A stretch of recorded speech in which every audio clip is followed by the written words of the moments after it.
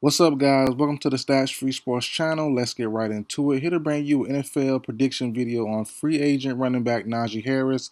I believe he will sign with Los Angeles Chargers this offseason. Now, let's get into why, guys. So, Pittsburgh Steelers current running back, as of right now, the season's not officially over yet, so him and Warren are both, officially under contract until after the Super Bowl. But I believe the Steelers will bring back only one of those guys, and I think Jalen Warren will be a Pittsburgh Steelers for at least the next couple of years. I think Najee Harris will be gone. And I haven't done a solo video on Najee Harris, but when I've mentioned the Steelers and I mentioned, just overall games, reactions or just my like a recap of games I've done throughout this year, I will say Najee Harris has ran hard. He's ran hard. He's ran tough. He had a good season. I know 4 years of 1,000 yards rushing isn't what it used to be. Obviously with the schedule increase, I think you need to average only like 60 yards per game, 59 or something like that, and you'll get at least 1,000 yards. So it's kind of a watered down, overbloated stat line now. But I will say this: Harris is a good back, and I've said this 2 years ago when Kenny Pickett was the quarterback. Harris is a good back, but he lacks explosiveness, which everyone knows. I was calling for Jalen Warren to get more playing time way back then. I saw the preseason Kenny Pickett's last year with the Steelers, and I did a video. I'll never forget. I was like, man, Kenny Pickett looks amazing. He's going to be a star now, and he's going to his own. And I also said in that same video, Jalen Warren needs to be RB1. And Warren never got the chance to be RB1, but he did split a lot of time with Harris. It was close. It wasn't quite 50-50. Harris still the starter, still got more. But, Warren did get his fair share. I think Warren did enough to, return to the Steelers. I just think the Steelers don't really love Najee Harris's game, but the Chargers just might. Now, looking at the run back situation, they have Gus Edwards on a contract for at least one more year. He's getting paid super cheap. He signed a 2-year deal for $6 million. Their current starting running back, J.K. Dobbins, who had a pretty good year, bounce back year from his Baltimore Raven days, signed a 1-year prove deal. But the question is, did he really prove anything? We knew he could play well. He ran behind a good offensive line, which the Chargers have, but he got hurt yet again and missed a lot of games. Well, not a lot, but a nice amount to be like, man, I can't pay you. I can't pay you long term. So maybe another 1-year prove deal is due for J.K. Dobbins. It sucks to say, but I don't know if the Chargers feel comfortable giving him a long term deal. So you can keep Gus Edwards as a big, powerful backup, but I think finding someone that's more available than J.K. Dobbins makes the most sense to me, and Najee Harris makes a lot of sense. Lacks the speed and athleticism and explosiveness that Dobbins has, but he's not that far off. Dobbins is faster, he's quicker, but he's like I say, he's not that quicker than Najee Harris. And Najee Harris is available though. The best ability is availability, and Harris has that. He's been an Iron Man since being in the NFL for 4 years now. So I think the Chargers give him a decent contract, but you still pair him up with a rookie. Gus Edwards, you can move him down to a goal line, power back, situational type of role on a 1-year deal, or it gets cut him. If you have Harris, because Harris can do that job as well. And if you bring in a more explosive, quicker back to pair with Harris via free agency, via the draft, and you can just choose one. Hampton to Henderson, Sampson. The list goes on. There's a bunch of running backs that you can choose from. Third, fourth round, Harvey, Neal. There's a bunch of guys that you can pair a guy like Najee Harris with that's more explosive, because it's not really hard to be more explosive than Najee Harris. But you pair him with a young guy behind the offensive line, and they stay healthy. We could really see Najee, or let's just say you believe, or the Chargers believe, Najee Harris can be a true RB1 behind the O line.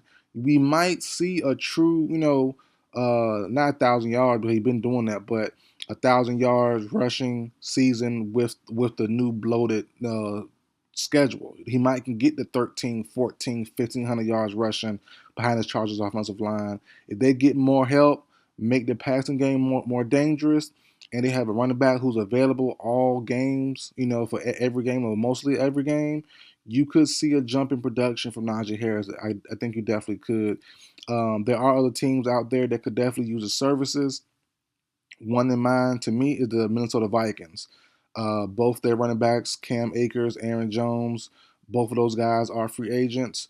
I think Najee Harris fits that scheme as well. They have a little bit of money also, so it makes sense for Najee to go there too. But anywhere he goes, any team I mentioned for Najee Harris, he needs to be a part of a group. He shouldn't be a solo act because, like I said, his lack of burst kind of limits his impact somewhat. So you want to have someone that's explosive with him. So everywhere he goes, and I have another team as well, the Las Vegas Raiders. They need running back. They have a bunch of just decent guys. Signing in Harris or breaking Harris, signing him to that roster makes that running back room a little more elevated. But you're gonna need more speed as well. They don't really have no one that can be a game breaker. Harris will wear you down, play well, catch the ball out the backfield, block. He does everything well, just no speed, explosiveness to him. So, like I said, same names for the Raiders compared with paired with Najee Harris there as well. So, Harris has a lot of landing spots. Depends on how things can go, but wherever he goes, got to be a committee. So to me, Raiders, Chargers, Vikings, um, a couple more out there as well, but those the main three. The Steelers are a long shot to me. I know they had him for for 4 years, but I just don't think they really value him. They've had chances to show that. They declined the 5th year extension, the 5th year option. And for what I've seen, there's no talks as of right now for him to be signed on long term or even on a short term deal with the Steelers. So if we would have heard something, probably would have popped up by now. So I think Harris is good as gone, and it's crazy because, and it shows how special. Don't not to bring him up, but kind of have to. It just shows how special, how unique Derrick Henry is. For someone to be a similar size, similar weight, younger, but he just not Derrick Henry, and people thought Najee Harris just off the build alone would be the younger, the new improved Derrick Henry. He's just not that, and people have him in that viewpoint that in that way. They view him in that way because the size. Both guys similar size, similar weight, but the speed, the cutting, the agility just isn't there for Harris, and he can do it all. He's a good player block for you. He blocks well. He runs up the middle, runs on the outside. He can go out and catch it and got pretty good hands. He does it all. Only thing he lacks is speed to go with that body, and that's the toughest thing. But like I said, this year he did run hard. He ran his butt off.